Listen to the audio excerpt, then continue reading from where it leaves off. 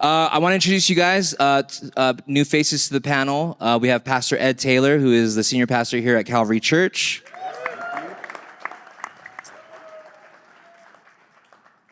So any wisdom that I have is accredited to Pastor Ed, which is not very much. Just kidding. Hey. And then we have our wise sage, Pastor Bob Claycamp, also. I'll stand.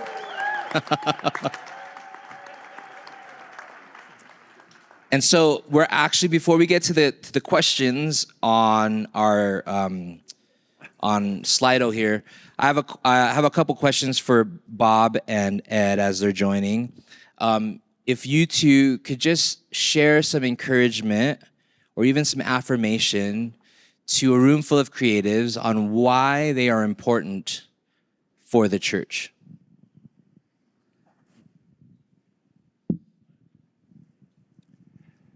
Sometimes, as pastors, we forget that it is a full team that we're working together to bring all of our hearts in worship to the Lord, in simplicity and depth. And pastors do not have all the giftings. There is a flavor that is brought into things when you take your giftings in the particular way and you just sow them unto the Lord. And each church has a different combination. And so when you think about your church, first of all, God gives grace to you as a church, and He knows what giftings are involved. And I just want to encourage you to think about how God has used you and how whether it's graphics or whether it's worship, whether it's, I mean, if you play the harmonica, that's one thing, but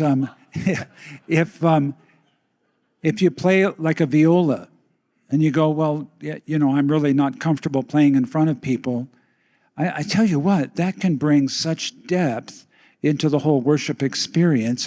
And so just think about your gifting, because as a pastor, the goal is to work as a team under the grace of God that has been distributed, because we can't be what God's grace hasn't given us to be.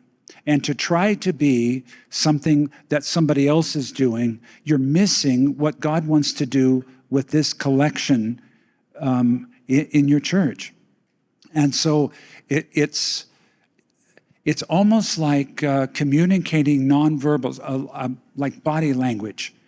A pastor can share the word, but just like when you're communicating with somebody, if you're talking to them and you're never looking at them, but you're always looking around and you communicate, they're not so important.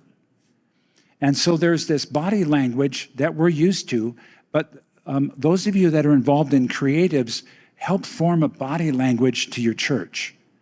And so that's just the picture in my mind. And it's so important that you communicate with your pastor what is on your heart to do, and catch his vision as well, because you're working together as a unit.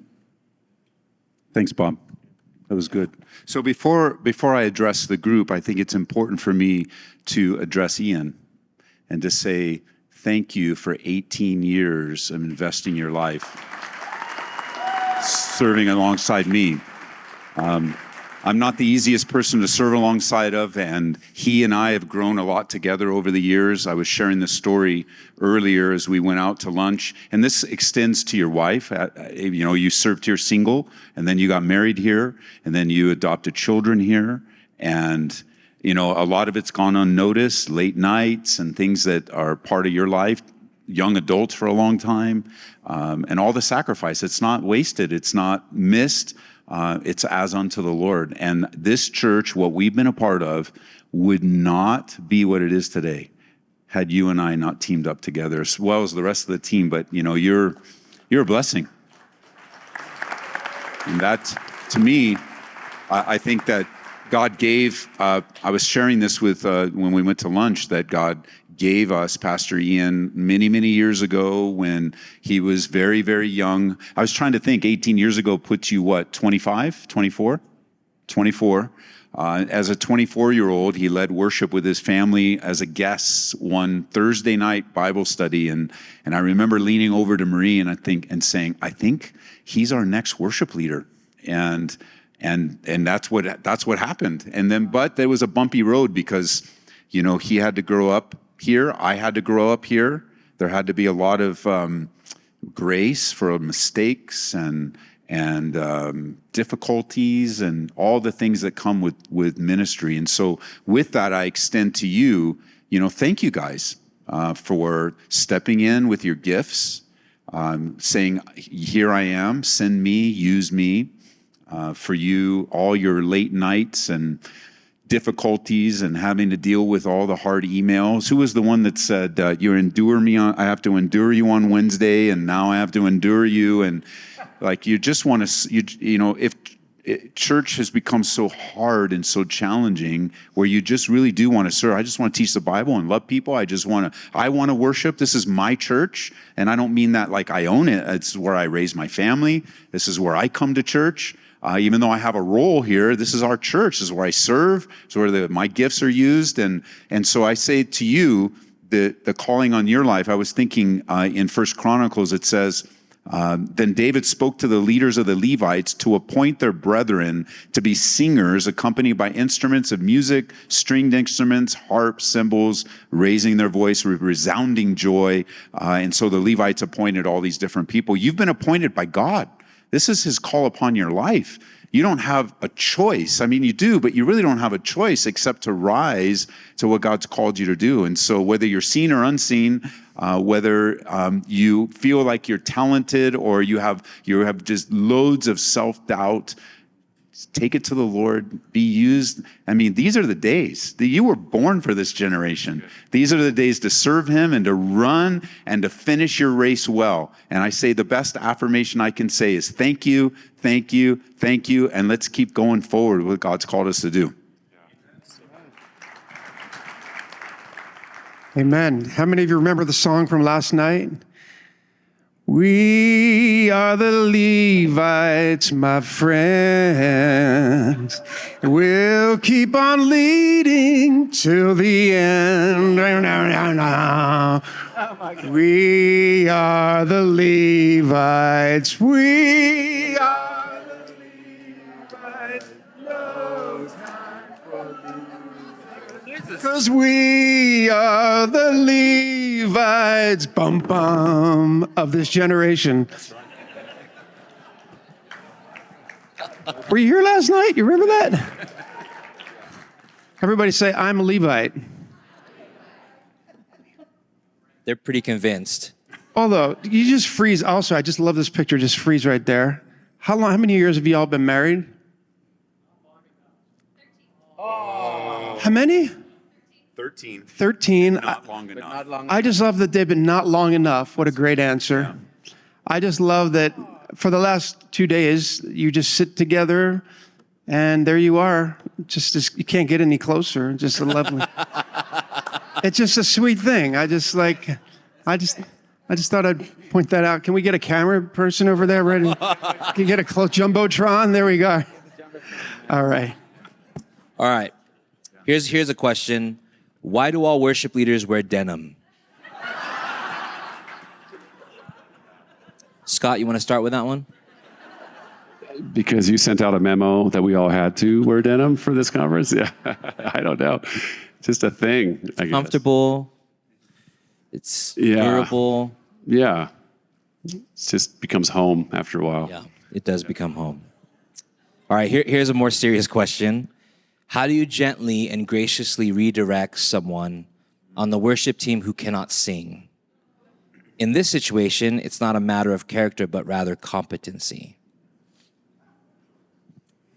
Yeah, that's always hard. There's a few things in worship ministry that are just always going to be hard, and that seems to be one of them.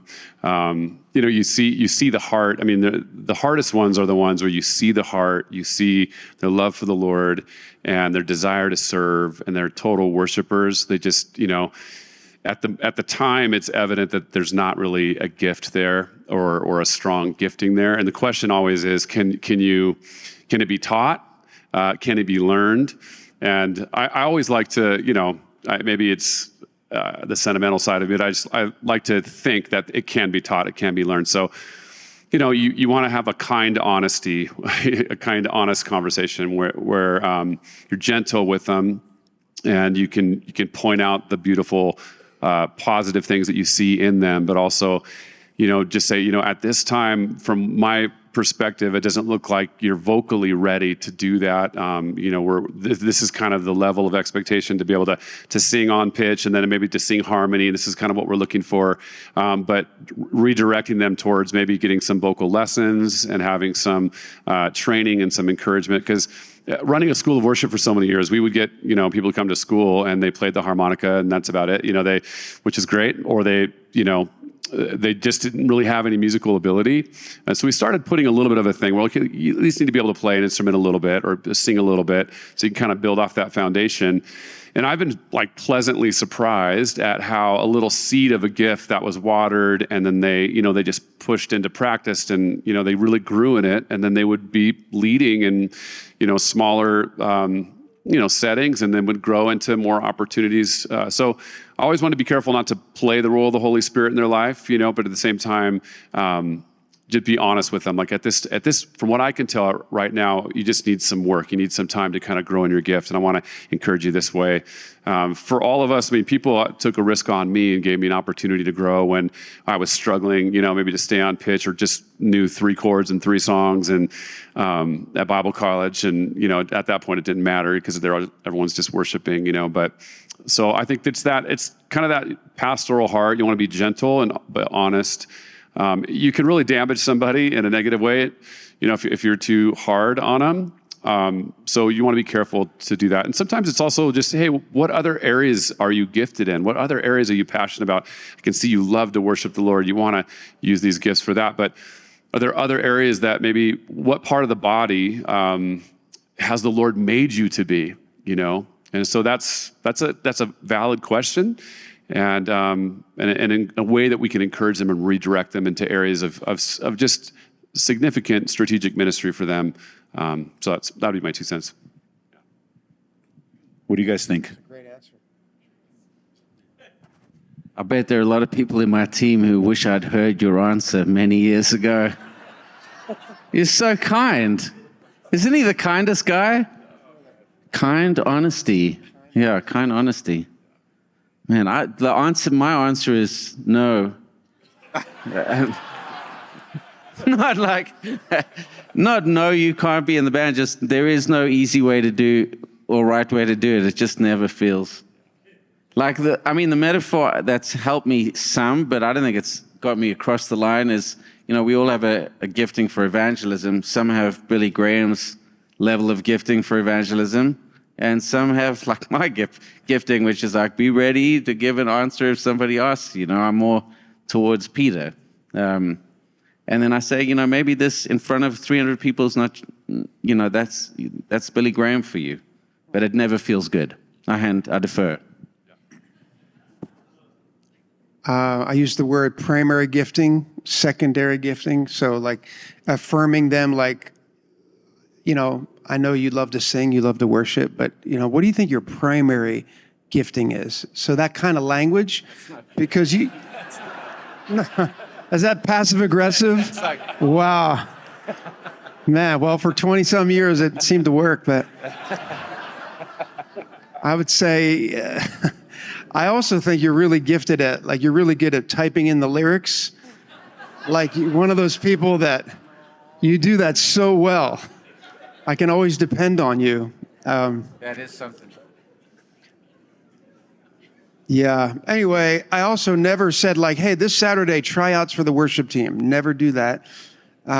We were at a church anywhere between 500 to 1,000 people. So if you're at a mega church, fine. But if you're at a church of 200, 300, 400, maybe, you don't just be sort of selective. And if someone did approach me, I'd say, well, we rehearse on Thursday nights. Feel free to come on out. Hang out with us, sing along, kind of get a feel for what we're doing, and let's just like to get to know you better. very non-committal. Just I would say, come on, hang out with us. Yeah, usually Thursday nights. That's when we rehearse. Come on, hang out, and you can kind of get a feel for what we're doing, and if they keep showing up and they keep, take it from there. That seemed to help over the years to sort of. Yeah, I think that when you're putting together a worship team, it can't be distractive. And so if somebody has a vocal gift that works well in the shower, but really not, and also when you tell the sound guy to turn the microphone off and it's still bad, and people are clapping at the end of the song because they're just glad it's over. Yeah. So. Brutal. Simon Cowell, ladies and gentlemen. Okay.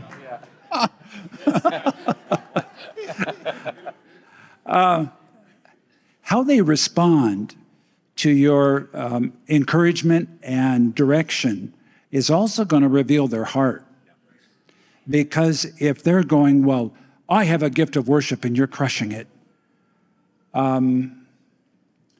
that just confirms to me a whole lot of other things. Because heart is important, like our brother was sharing earlier, heart and expression. Sometimes you find out more about a person when they're told no than when they're told, yes, let's give it a try. So you don't tell them no on purpose just to test their heart, but it does come up. And I think we have to remember that so much of ministry is not transactional, it's relational. So the question's kind of asked in a transactional way, that you've arrived at a place and you need to do something. I think up to that point, hopefully you've invested in them. They trust you as a leader, and you can bank on that trust. I like to say here at the church that trust is the currency of ministry. And so you're investing, because eventually you're going to have to make a withdrawal. And it may be a mistake you make or a hard, tough conversation like this where you need to do, as a leader, we're required to define reality for people. And we want to do it. I was thinking of this phrase that Paul tells Titus. He says in Titus 3, speak evil of no one, be peaceable, gentle, showing humility to all men.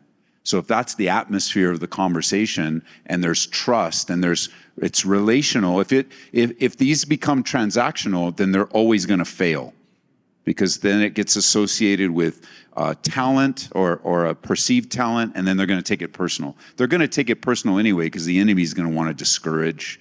He's going to want to use it against them. He's still active, wanting to kill, steal, and destroy. So if you keep in mind that everything in the Church of Jesus Christ is relational and not transactional, it will help with these difficult scenarios where you do have to make that decision. And there are other areas too for worship. There are other areas than Sunday morning on the platform. We have needs to sing with the kids. We have needs to, and there could be an opportunity to put them in another place with their gifting, but it's all relational. So it's not like, you know what, you don't belong on the stage, your voice will never be that, but you can go teach the kids and maybe they'll listen to you. It's like, we have a need here. Do you really want to fill a need? Because the kids could really use, and I know that it's truly, if I can remember, and when I fail to remember that, then it's not going to go well. And I've certainly made that mistake where you get busy, and it's all transactional. I got to get this done, and you forget these are people, these are lives. This is someone that felt like they heard from the Lord to use their voice to honor God. And so we just have to remember, we have to help give them perspective. And then on top of that, we're disciplers. And I think Ian could probably speak to this in the relationship of his role is also to disciple and to train and to help someone use what they have for the glory of God. I think the best way to also look at this question is to answer it with, what is your process of onboarding people to your team? And if your onboarding process is, I don't want to deal with confrontation, then you're always going to have this problem.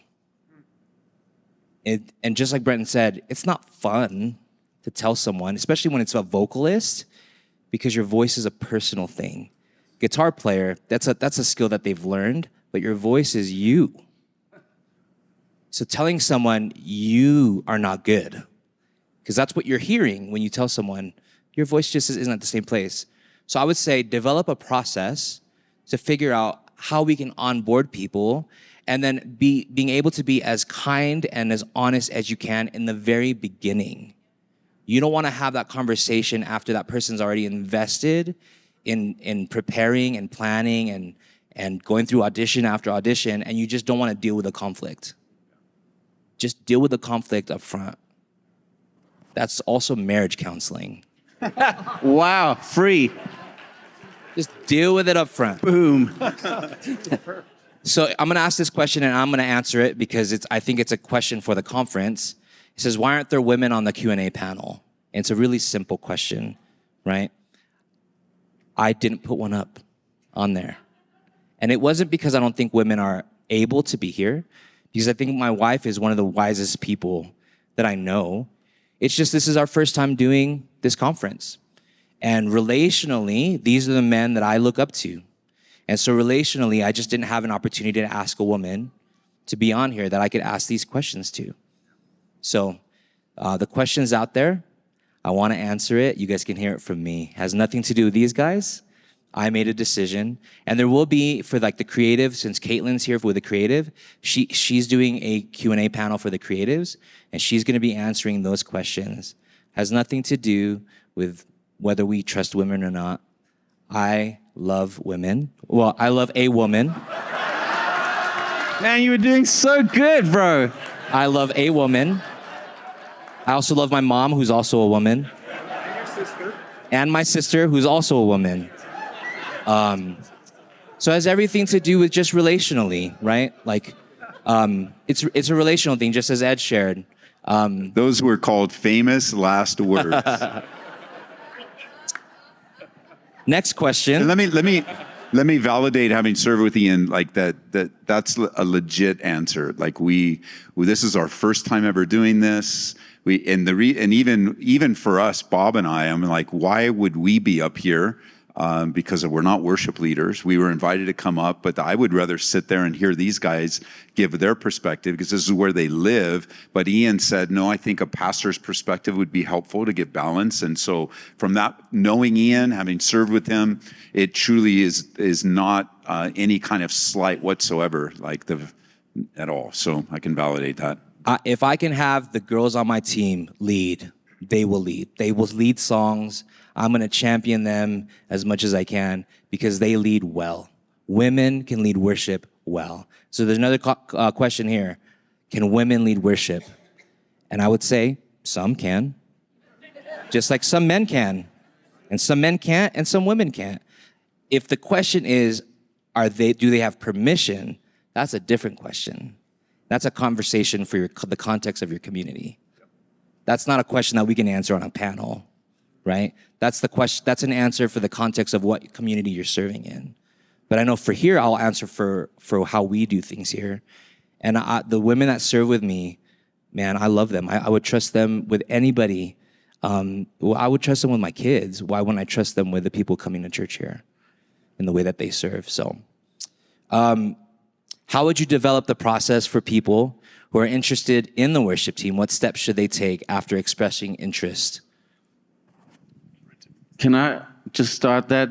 I will say, because this is like maybe the hardest part of the job if you're leading a worship crew, is this onboard, offboard, which is even harder, and the confrontation. Sometimes we used to do a thing like we'd take a break for the summer, so the team would just whittle down to like a hand drum and one instrument, and we just say, hey everyone, you're free to go, run free, gamble amongst the fields, and then then we'll sign up for the next academic year, and we'll take it from there. So we almost like we start from scratch with the crew, but we'd have an opportunity for people to come and play with the band. It would be like a soft audition, I would say, and just to let people have the opportunity to share their gift, just like 5 minutes to sing and be heard. Even if at the end of it you go, man, I like you, man. I wish I could put you in this crew, but I don't think you're ready. I'm not Jesus. That's just my opinion, but that's where I'm at. That helped. And they were like, I just think of this guy, I'd come back every year and go, man, I've been working. I'm like, man, Andrew, you're nearly there, but I don't think you're there yet, and that helped.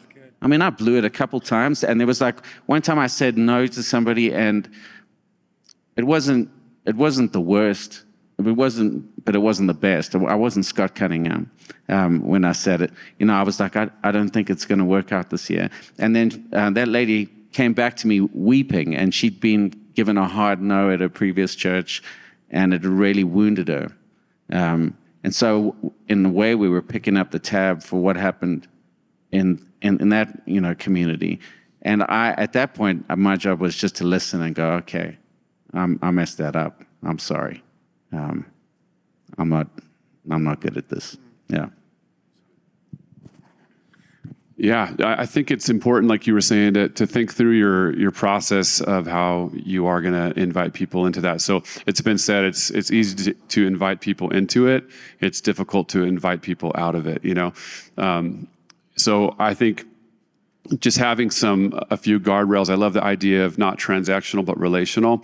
So the bigger the church, the harder it is to kind of develop those relationships. Usually, the first kind of guardrail would be, is this your home church, and how long have you been here? And to be like, I've been here for 2 weeks. I love this. I want to be on the team. Like, okay, cool.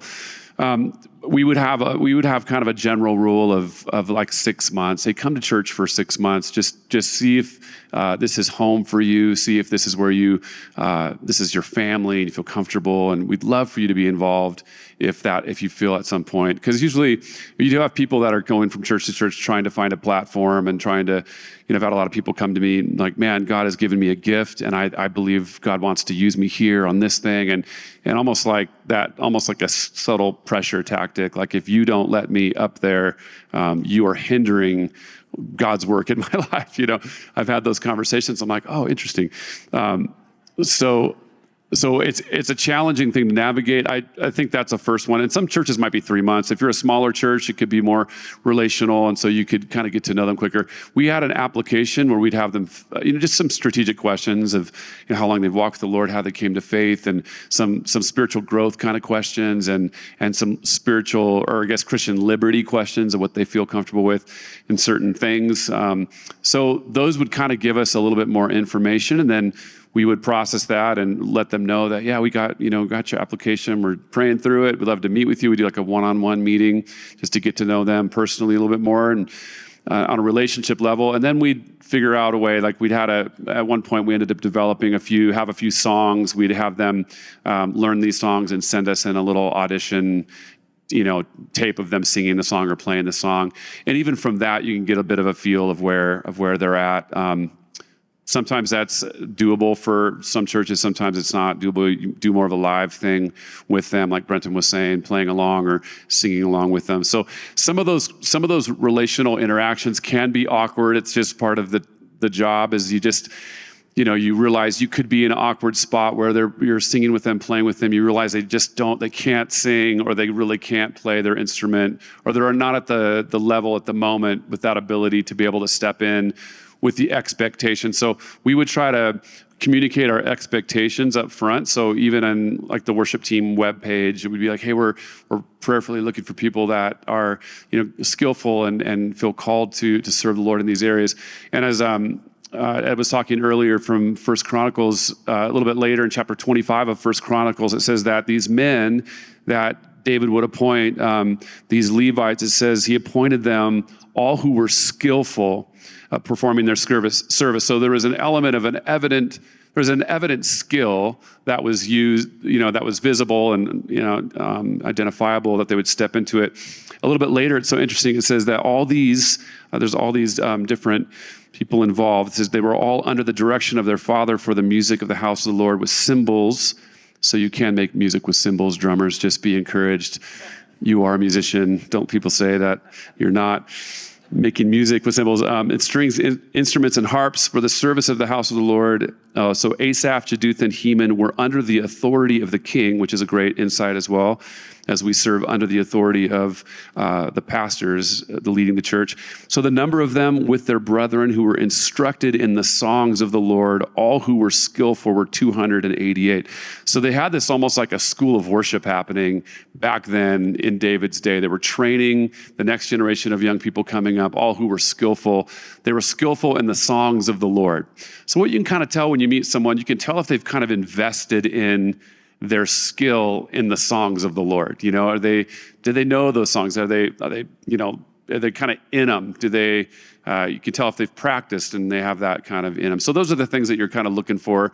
And again, it's really difficult to have those conversations, but I believe in those moments, the Holy Spirit will give you what you need to share with kindness, gentleness, but with truth, where you feel the Lord is leading from those conversations. So I can also say that I know that many of you just want to lead worship, you want to make music, you want to do what you're good at, but if you don't harness the leadership part of this, it'll be worse. So it's awkward to do it the right way. It's disastrous to do it the wrong way. And so you've got to remember that leading, and even as I didn't sit through it, but that it's both. It's worship leader, worship pastor. They both go together, shepherding, leading. It will be disastrous if you don't help people be in the right place with the right gifting. I think it was Skip Heitzig that said that we're divine talent scouts. And so as leaders, we're watching and looking and making sure the right people are in the right place. And that way the church will move forward a lot faster, unhindered. That's great. That's great. Here's a question. Practical tips handling a burp or sneeze while singing. Practical tips handling a burp or sneeze while singing. I'm glad they went that route and not the other route, you know? I would say burping is directly correlated to eating. So usually for me, if I try not to eat a big meal before I'm going to go lead worship, just because of that very real issue. It's one of those things, like it's like an occupational hazard for a worship leader. Like they make this amazing meal and you're dying, like I want to eat that so bad. And then you give into it, and then you go lead, and the whole time you're burping up your meal. So not wise. So over the years, the other occupational hazard is church is over. You've been talking, hanging out with people. It's like 9:30, 10 o'clock, and you go home and you eat a massive meal right before you go to sleep. That's also bad for your long-term health. But that's another occupational hazard. So I would just say on that side, I've always tried to I probably shouldn't have a lot of food before leading worship. That will help in the burping side. The sneezing side, I have really bad allergies. I just stepping into Aurora, Colorado, off the plane. Like I woke up yesterday morning, my eyes were like super puffy and just allergies for days. So I'm always kind of dealing with allergies and vocal just junk sitting on your throat all the time. So one of the little hacks that so Matt Redman was saying that he gargles with hydrogen peroxide and water. Don't drink it, but just gargle with it. And he says that really helps with his just the stuff that you deal with as a singer. Most singers don't sing at 7 a.m. or 6:30 a.m. in the morning. It's like the worst time you could ever want to sing. But as worship leaders, that's like sound check.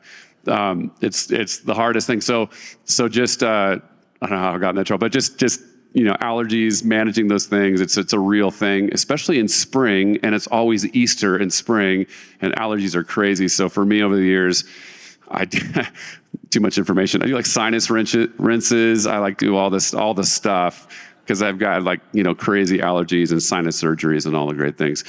Let me talk about the sinus surgeries for a second. No, I'm just kidding. I would say if you feel a sneeze coming on, turn around and look at the drummer real quick. Like just turn around, look at the drummer. Yes, Lord. Let's practice that together, right? Everybody turn around, look at the drummer. Ready? Yes, Lord. There are times, though, when you just can't help it. I remember leading worship down in Phoenix, and it was so dry, and I'm in the middle of a of a worship song, and my nose starts running. And I can't stop because I'm finger picking. And That's beautiful. and so I'm going, I'm just trying to, oh yes, Lord, and then I look down and my snot went on the strings, and I'm thinking, okay, it's probably like shimmering in the light, Shimmering. Yeah. So I mean, but here's at the end of the day, you are who you are. And it's part of making you real, too. I mean, you just go, okay, this is one of the humbling times in my life. So there's nothing I can do about it. Except repeat it 20 years later. Yeah, right. Thanks, Bob. I would also, here's a pro tip from me. I just say, you guys sing. Like, just, church, you sing. And then it seems spiritual, but really you're just trying to get your burp out. And even in teaching, right? This is our church. This is our church. So we're going to be ourselves, and you have a relationship with your church. So if you sneeze or you got snot running down or you're burping, this is your church. You say, "Excuse me," "Excuse me, sorry guys," or don't forget, this is your church. And so even though you're up on the stage, you're going to make mistakes. They're burping, you're burping, we're all burping. And I would say that we make a lot of mistakes. I mean, we do 3 services, 4 services a week. We make a lot of mistakes, but then you grow together.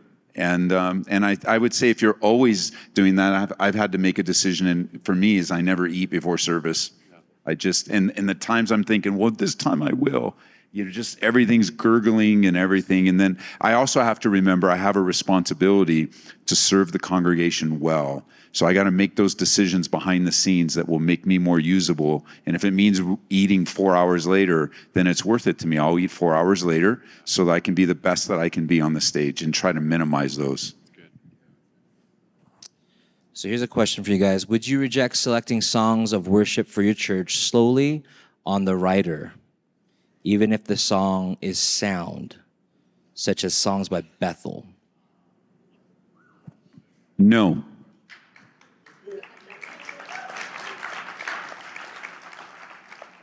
We would choose the songs by the lyrics. And the line we would draw is the Bible. Yeah, I 100% agree. I think, I understand certain pastors and leaders are worried that maybe they would, people that would connect this song to a certain movement that they're kind of worried about or whatever. But man, if we all knew every writer of every song, we probably would never sing their songs. If they knew us that wrote the songs, they would probably never sing our song. You know what I mean? Brenton's right here, and we know him. Yeah. Listen, I would never. You know how it is. If you only knew. So I just think if it is it biblical? Does it point people to Jesus?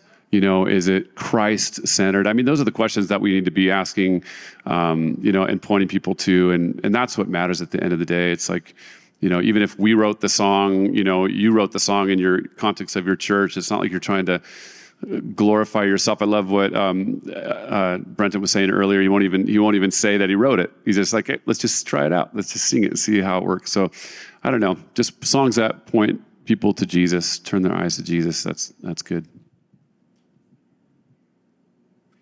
Yeah, I agree. As a pastor too, before Brenton speaks up, no, as a pastor, I trust the man that God has appointed to lead us in worship. So he has my trust, and we collaborate. But he's the worship leader and the worship pastor. He's the one that God gave us, so I trust him. And he will always bring or send me a song that says, "What do you think about this?" And I'm like, "What do you think about it?" And I think it's great. Well, then so do I. Let's sing it. Perfect. There's a guy called Brian Dirksen said this to me a long time ago. He said there's like if you imagine a Venn diagram, it's back in the 80s. There's a Venn diagram. If you imagine the songs that you love and then the songs that your church connects with, there's an overlap between those. And there'll be songs that fall outside of them, but sing the overlap. It's super hard to sing a song that you personally don't connect with. It's just weird. It's a weird feeling. It's like the musical version of worship, you know, High School Musical version of worship. It's just like it's not on. It's got to be a prayer. So, and I search far and wide for those songs that express my heart in a way that I can't. And then if the congregation connects, then you're off. One of the things that at our last Refresh conference in October, Bob said something really wise. Do you remember what you said, Bob? No.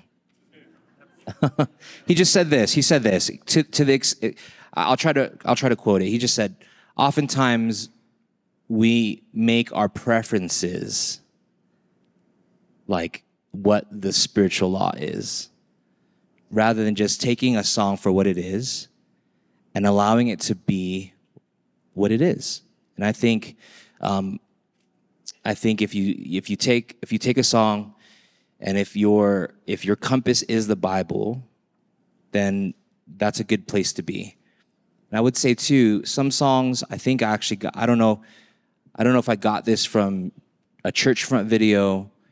It might have even, is that Luke back there? It might have even been Luke, but something that Luke shared, I think, in a video. Some songs are more missional. And so if it's a missional song, like let it be that. If it's a song that it really is more about the good grace of God, you know, and it may not be the most theologically sound song. Like people need to hear about the goodness of God. Where they're at, they're not going to understand all these theological things. So how can you present God in such a way where it's accessible to the person in the moment? And I would say you can even look at those songs and put them in tears and say, is this song theological? Yes. Or is this song biblical? Is there a biblical principle for what this song is? And I think, again, Eddie touched on it this morning. Like we have these worship wars where we're dividing ourselves over things that we don't need to, right? Rather than talking about what are the things that we have in common, what are the things that we can celebrate together, we kind of we make ourselves divided over these things that we don't need to be divided over.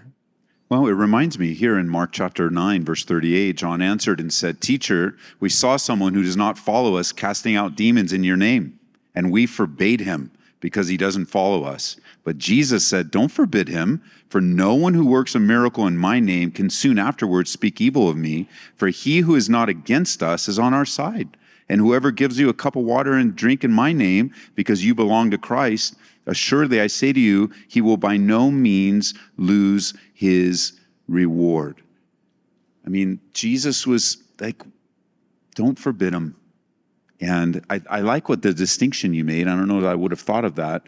Like the theology, if it is theologically incorrect, then it will be biblically incorrect.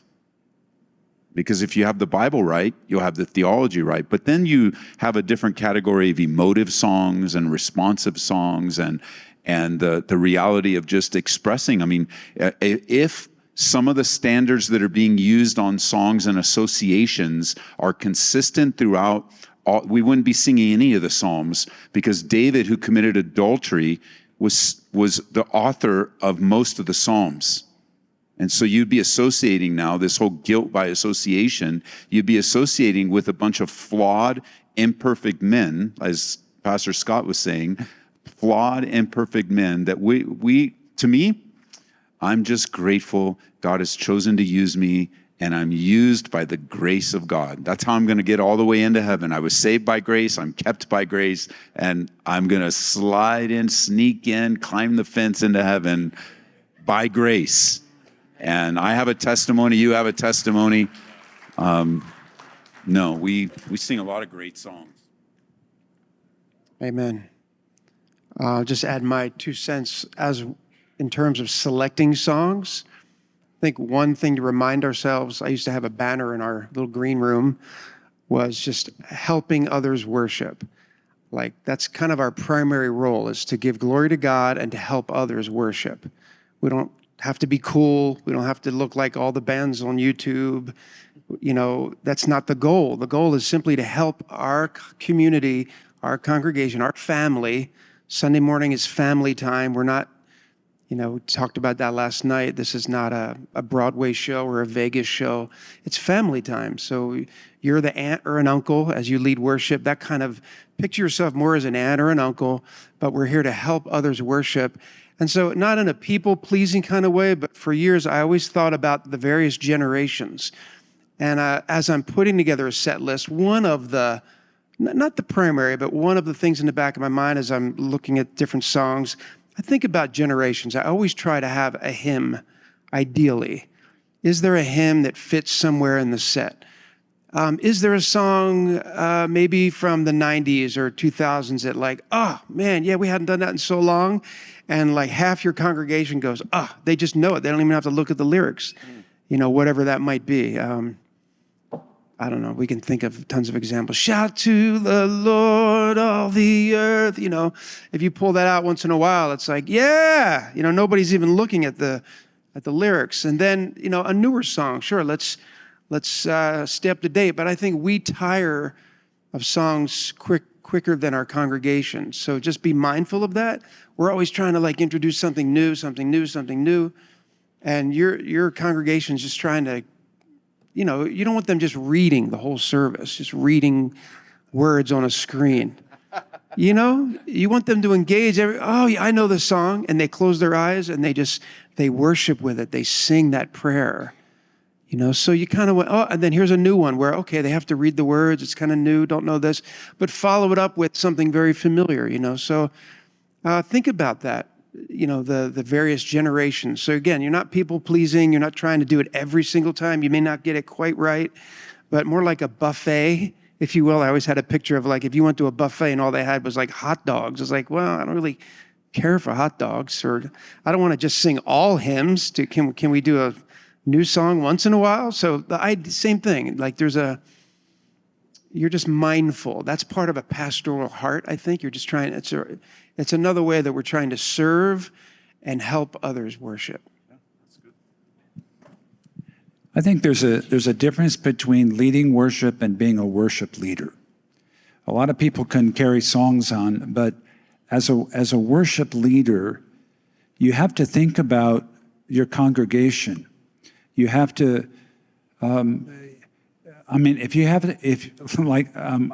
up in Windsor, Colorado right now, and there's a lot of ranchers and farmers and stuff, and there are just some songs that aren't going to connect at all. And so you have to be sensitive to who you're leading and be a part of that. There are some good songs that you hear on the radio and they connect with you, but it's not going to work in a congregational setting.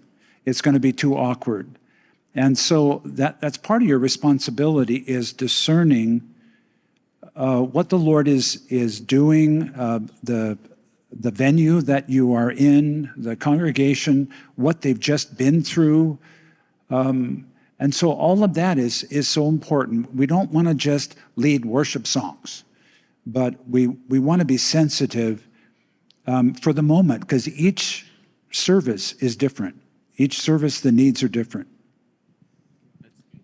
We're coming up on time. I do have one more question. It's lower on the list, but it's this question. It's more of a creative question, so we're kind of moving away from just worship.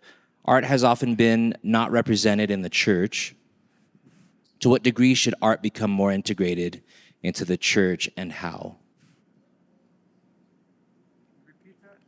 Yeah. Art has often been not represented in the church, which I would disagree with that. But to what degree should art become more integrated into the church, and how? Because I think it's maybe more of a contemporary context of like the past 50 years. Because church history would tell us that there's plenty of art in churches. Like painting art. Yeah, I think that's what Yeah. the question is. Yeah. Okay, so for years we were a church. It was non-denominational, and we did have a corner. So if it kind of felt almost like this church, like the way this is set up, sanctuary, maybe a little bit smaller. But we did have a back corner where we did create a space for those. There was a handful where people would set up easels. I mean, you know, it was always the attitude in my mind of like, I mean, let's be open. I'm not out to like crush every possible idea. Like I don't necessarily relate to painting during worship, but there were a handful of folks that they had a passion for that, and it was like they actually were coming from a healthy place. They didn't seem like they had something to prove, or they needed to be on stage, or it was like they just felt, are we allowed to do that, express during worship? So it was like, yeah, let's do that. Let's make a space for that. So it was kind of beautiful at times. Sometimes you'd see, it was just beautiful. And occasionally, as the worship pastor, I would look over and I'd actually see maybe a finished one, and maybe toward the end of worship, say, hey, gosh, what was her name? Charlotte. Say, as we're closing our singing worship time, Charlotte, would you mind bringing that painting up for a minute? And, you know, not all the time, but just to sort of help us express. Here's the bottom line. I remember using this. We'd say, we're going to explore every biblical option in expressing our worship to God. Good. So that gave it some guardrails. We're going to explore every biblical, what did I say? Option, every biblical option. And we're going to explore every biblical option in expressing our worship to God. So maybe some of you would be like, all right, so where is that in the Bible? Drawing and painting. I don't know. But I guess my point is we allowed for some of that, and it didn't distract, because I was always, it concerned me. Whatever is, if it will distract, that concerned me. If it just sort of adds to, or if it's, so therefore we didn't allow many tambourines. Well, I had to put a kibosh on that at one point. I said, I had to have a humble, listen, someday, if you want to be tambourine on the platform with a percussionist, but there's no that's drawing attention anyway. So there was a room where we had a Tambourine room? we had a room eventually. It's there. It's got glass. You can see the And we band. said, if you really want to do that, yeah. So we did actually. This one woman, sorry. We once led worship in Switzerland, and someone brought their own trumpet, and they were they were in the balcony. I couldn't even make visual contact with them, and he played the whole set.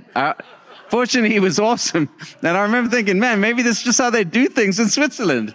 Maybe we're doing it wrong out here. I do want to say the art thing,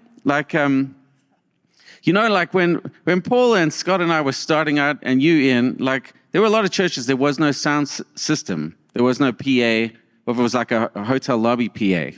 It was guerrilla radio. It was like, we're going to set this thing up. We're going to broadcast worship, and we don't know exactly how it's going to go, but we feel like God is on this. It was a startup ministry in a way. It wasn't even a job. There was no when I grow up, I want to be a worship leader. That wasn't one of the options. You could be maybe a choir director, but it was not this job that we do that we're talking about.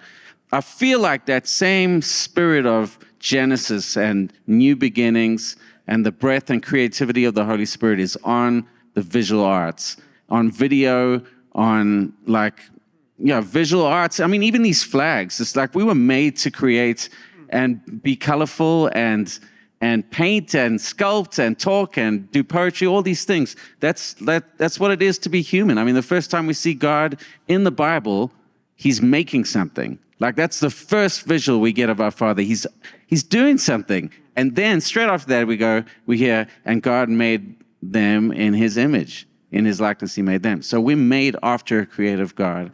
And I think we're just touching the beginning of it. And it feels like there's another generation where there's going to be visual arts. And I want to be in on that. I want to be sitting in the back going, what are these kids doing? My daughter makes videos, digital puppetry. I don't even understand this. She's 11, one morning I'm sleeping, and I just hear her come over to my wife going, like this. I'm like, keep it down. Like I'm thinking, keep it down. And she disappears. She comes back in 10 minutes later. And then she goes out and comes back in again. Anyway, 30 minutes later, she's like, I've hit 555,000 views on my digital puppet show. And I was like, what is this? I don't even understand what she's doing, but she's grown up in a digital universe. She understands. It's so integrated to her. And I'm just waiting to see what God will breathe through that and trying to stay open and ready and expectant for what he's going to do. Man. Yeah. I would say this. Any art that you make takes bravery because it takes vulnerability. And part of that vulnerability is first having a conversation with whoever you need to have a conversation with at your church. Because it may not be there in the moment for you, but part of what makes it happen might be you having a conversation and saying, can we create space for this? In March, we have these flags up. We have it up for a month. And for us, it's a visual reminder of our missionaries. It's also a visual reminder that the church is bigger than these four walls, right? And so I think you can start in small places like that where you just say, can we have markers in our spaces that reveal in a very artistic way about how good God is or how great God is. And so I think with that vulnerability, it takes a lot of bravery to have these conversations.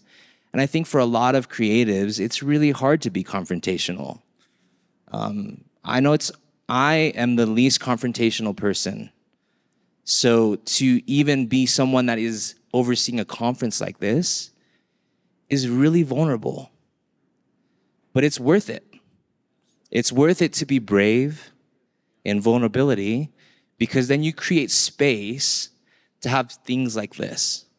So let this, even this, be a testimony, if you're a creative here, to just take a step of bravery and have that conversation. And then just be prepared that it's no.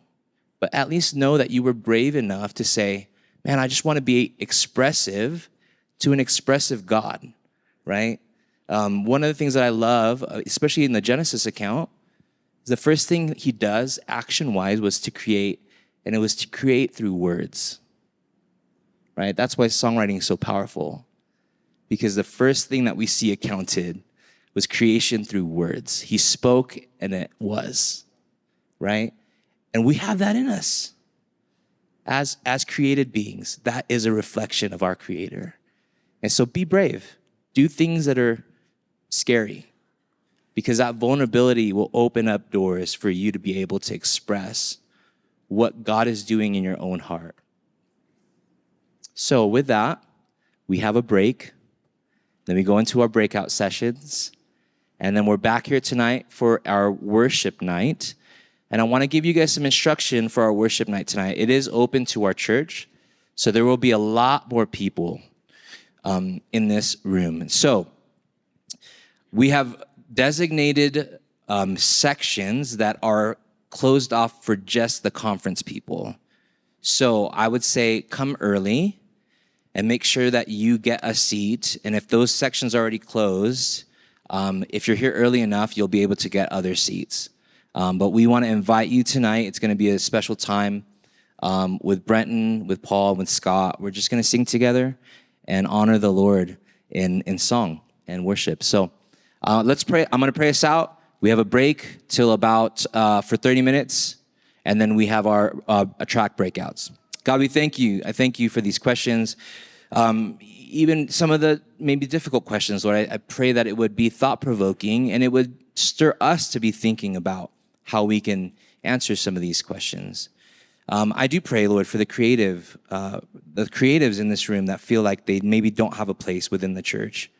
Lord, I pray for boldness and bravery in that vulnerability. And so you continue to use this time, Lord, as we continue to receive from you, Lord. Would you receive from us honor and glory? We offer again this time to you, Lord. Pray these things, Jesus, in your name. Amen. Amen.